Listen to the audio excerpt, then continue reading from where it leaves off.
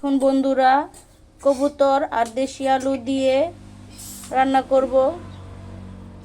মাটির চুলায় রান্না করতেছি, গরম কড়াইয়ে তেল দিয়ে দিলাম।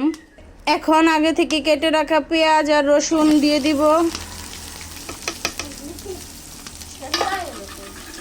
এখন নাড়াচাড়া করে নিব। এখন নাড়াচাড়া করে নিচ্ছি। এটার মধ্যে আদা বাটা, রসুন বাটা, হলুদের গুঁড়া, কইতাছ, পরিমাণ মতো লবণ, জিরার গুঁড়া, মরিচের গুঁড়া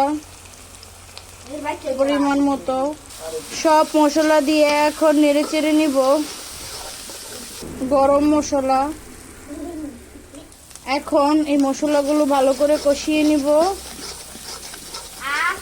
কষানো হয়ে গেছে। এখন আগে থেকে কেটে রাখা কবুতরের মাংস আর আলু দিয়ে দিব। এখন ভালো করে কষিয়ে নিব। কষানো হয়ে গেছে। এখন এটাতে পানি দিয়ে দিব। পানি দিয়ে দিচ্ছি। এখন এটা একটা ঢাকনা দিয়ে ঢেকে দিব 5 মিনিটের জন্য।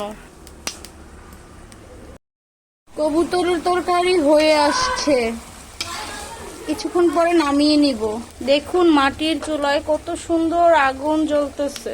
বন্ধুরা কত সুন্দর হয়েছে আমার তরকারি।